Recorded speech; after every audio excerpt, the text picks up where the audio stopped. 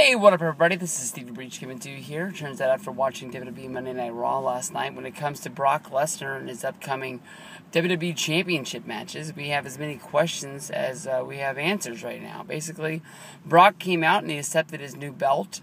We have no forward progression about what Brock is going to be doing with this title. Some have thought that basically he's going to hold this title all the way up until WrestleMania. Some people think that he's just going to show up at Night of Champions, have a rematch against John Cena and lose. Some people think that the title would just basically sort of turn into what the UFC Championship belt is. It's just how, there's so many titles in UFC that basically the guys, they don't fight on every show. They need a certain amount of time in order to rest and then in order to get back into shape and in order to fight. That basically they have each show that they do, they have a different title in their main event, and that is how they get from show to show. Basically, Brock will have a match at SummerSlam, and then Brock might have a match at a Hell in a Cell, and then maybe he'll have another match at the Royal Rumble, and then he'll have another match at WrestleMania. The belt won't be on the line at each sort of show. I think that the story that they're going to be running is, I think more than likely, I was looking for a Batista to show up and for him to sort of debut or return at last night's show and sort of have him fill in the gap of who is going to defend who Brock will defend the title against at Night of Champions, and we didn't get that. Nothing really, looked at the right time for Batista to come in yesterday. I think John Cena is going to be the guy that goes in there and does it. And when I was listening to Observer Radio, they were sort of hinting around who's going to be the one that's going to go up to John and say, Cena, you're going to be losing again to Brock Lesnar at Night of Champions, sort of being scared of telling Cena that he's going to do the job at 2 pay-per-views in a row, something that, off the top of my head, I can't remember John Cena doing. I think they've done screw job finishes before, but just as far as him laying on his back and getting pinned, I think John Cena is one of the best team players there is in WWE and one of the best team players there is. Some people have stories about John Cena changing finishes, and some people have stories of John not wanting to work with people, things like that. But as far as when it comes down to, I think that John Cena is one of the best team players they have. I mean, I think that if they tell John he's going to lose the next 5 pay-per-views, I think that John will go in there and do it. As long as he knows it's leading to something, that the checks are still going to come in the mail. I think that John will do whatever he has to do to make money and keep the WWE rolling down the tracks. I don't think he's one of the guys who has an ego like Triple H when he was on top, Hulk Hogan, the Ultimate Warrior, basically any of the guys that have been there. Basically even Stone Cold Steve Austin at that Confidential panel, basically was, he said he wasn't scared to go up to Vince and tell him that he wasn't going to do that job. And I was listening to a podcast recently with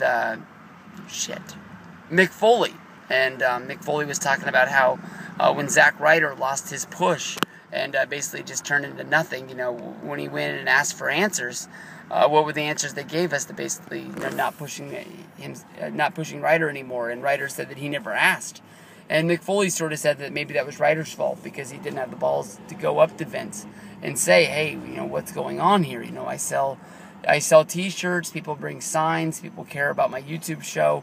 Why are we stopping this? Where is this going from here? And basically, maybe even McMahon, maybe it's words out of Foley's mouth, but basically, maybe Vince lost a little bit of respect for Ryder for not standing up for himself, just, basically taking what was given to him and making it seem like that was enough, and, that was it.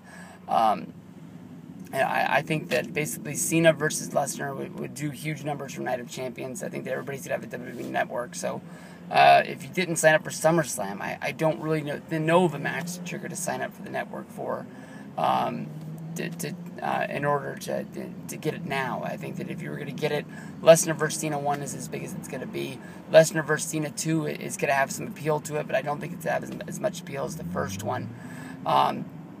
basically the storyline that I think that they're going to be going with Brock Lesnar as champion. I think that this is basically going to turn into them having to replay and retell the story of Triple H shaking Paul Heyman's hand and giving Brock Lesnar the title shot for WrestleMania with the whole Option C deal.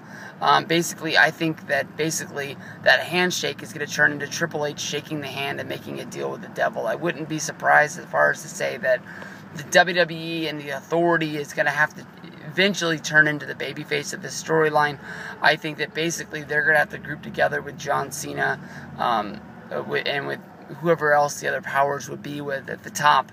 And basically they're going to be fighting to try and make sure Brock Lesnar loses the championship, because Brock is basically going to go back to the storyline of WrestleMania 29 of basically holding them hostage. I don't think they can go as far as saying that Brock Lesnar no-shows pay-per-views, but I could definitely see them say Brock Lesnar no-showing on Monday Night Raw, them hyping up that Brock is going to be there only for Brock not to show up, Paul Heyman to come out and say that basically, he's the champion, he wants more money or he's not showing, and basically Triple H has to find somebody that's going to be able to go out and be able to beat Brock in order to bring that title back, because the whole storyline started with Brock getting the title shot was that, Triple H wanted control of that title. He wanted somebody in his camp to have it, that being Randy Orton or Seth Rollins. Both of those guys aren't going to be able to do it. I think that Randy Orton, basically losing to Roman Reigns could be the start of him basically turning babyface, because he's not going to be needed in that stable anymore, because as of right now, Triple H has Brock, and he thinks that Brock is his guy. Seth Rollins is his guy with the Money in the Bank. If anything was to happen, he's the guy that could step up and sort of fix the situation and make it right if anybody was able to beat Brock. So, where does that put Randy? Brock Lesnar doesn't really need anybody coming from behind and doing his dirty work, and I don't think Randy Orton's going to want to be that guy in order to do it. Randy's a guy with a lot of fan appeal. I think that basically people love Randy no matter if he's the babyface or he's the heel, so that easily he could make that switch, and he put Roman Reigns over before he did it, so that puts him in a good spot for a babyface run. Who else could do it? Sheamus could step up and try and fight Brock once. I think that's a match that could happen. I don't think it's a match that a lot of people will care about. I think that honestly, if you were to do Roman Reigns versus Brock Lesnar before the WrestleMania, which is everybody does, I think that if you were able to put Roman in a spot where it looks like he has a chance to stand up to Brock and he does lose, it's a lot like, I remember, I can't remember what show it was, where basically Davey Richards was heating up in Ring of Honor, then he went after the title, I believe it was against Tyler Black, in a match that a lot of people thought that he was going to win, and he lost, and that surprised a lot of people.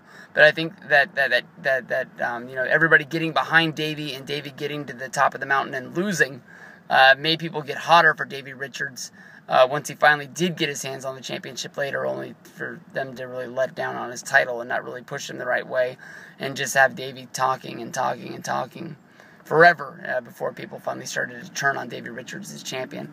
But I think that Roman Reigns, if he was able to get to the top of the mountain and stand up to Brock and to lose, that would make it mean more for once the Royal Rumble came around, and then Roman wins the Royal Rumble, if that's what they're going to do, and then he's going to go on to WrestleMania.